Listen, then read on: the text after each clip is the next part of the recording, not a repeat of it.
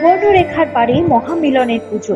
নদীর তীরে খোলা বাতাসে 11 গ্রামের 2 হিন্দু ও মুসলিম সম্প্রদায়ের উদ্যোগে হচ্ছে দেবী দুর্গার আরাধনা। উভয় সম্প্রদায়ের নদী পার্শ্ববর্তী 11টি গ্রামের মানুষের পরিচালনায় সর্বজনীন এই পুজো হয়। ঝাড়গ্রাম জেলার বেলিয়াবেড়া থানার সুবর্ণরেখা নদীর তীরে অবস্থিত মহাপাল গ্রামে এবার 61 বছরে পড়ল এই মহাপাল সার্বজনীন দুর্গা উৎসব পুজো কমিটির পুজো। প্রতিবারের মতো এবারেও পুজো কমিটির সভাপতি, সম্পাদক, কোষাধ্যক্ষ সহ এই পুজোর অন্যান্য দায়িত্বে মুসলিম ও হিন্দু সম্প্রদায়ের মানুষ, যা এই পুজোর মাধ্যমে সম্প্রীতির বার্তা গড়ে ওঠে। পুজো কমিটির হিন্দু ধর্মের সদস্যরা জানান, দুটি সম্প্রদায়ের মানুষ মিলে হয় এই পুজো। মুসলিম সম্প্রদায়ের সদস্যের পুজোর জন্য যে সমস্ত দায়িত্ব দেওয়া হয় সব বেশ নিষ্ঠাভাবে পালন করেন তারা।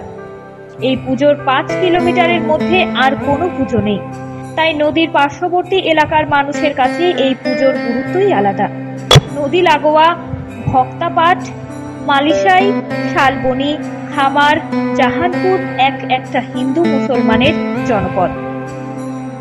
এইরকম 11টি গ্রামের গ্রামবাসীরা নিজেরা টাকা দিয়ে প্রতি বছর দেবী আরাধনায় মেতে ওঠেন।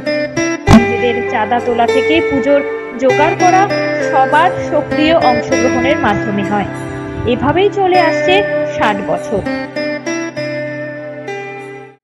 আমাদের পরিবেশ ধীরে ধীরে যে দূষিতর দিকে যাচ্ছে, এই দূষিত পরিবেশকে সুস্থ অবস্থা করার জন্য, সুস্থ পরিবেশ তৈরি করার জন্য, যাতে মানুষের মধ্যে একটা আকর্ষিত হয় যে পরিবেশকে বাঁচাতে হবে, পরিবেশকে সুস্থ, শান্তি এবং শীতল পরিবেশ তৈরি করতে হবে, এর উপর ভিত্তি করে আমরা সমস্ত মণ্ডপের থিম, বাইরের থিমগুলো তৈরি করেছি, যাতে চারদিকে মনে হবে গাছপালা, ফুল ফল খাদ্য সজ্জিত, এটাই যেন পরিবেশের মধ্যে প্রভাবিত হয়, সেদিকে আমরা লক্ষ্য করছি। এবার বেশিরভাগ আমাদের এবার সজ্জার দায়িত্বে আছেন আমাদের ভালুকারি উত্তম কুমার সিংহ, আর আনা হচ্ছে এটা চন্দননগর থেকে আনা হচ্ছে।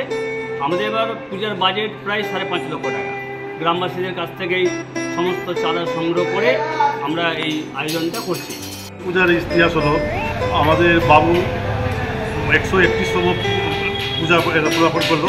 আমাদের হরিমোহন মিশ্র 131 বছর আগে পুজো শুরু করেছিল না, এবং আমাদের ভালুকা গ্রামবাসীর হাতে এই পুজোতে ভালুকা সার্বজনীন বাজার সার্বজনীন কমিটির নামে করে দেওয়া হয়েছে নাম। আর এবার আমাদের সিন থাকছে এখানে যে পরিবেশ নিয়ে, আর আমাদের আলোকসজ্জা যেটা চন্দননগর থেকে আসা হয়েছে, আর এর মেন উদ্যোগে আছে উত্তম সিংহ।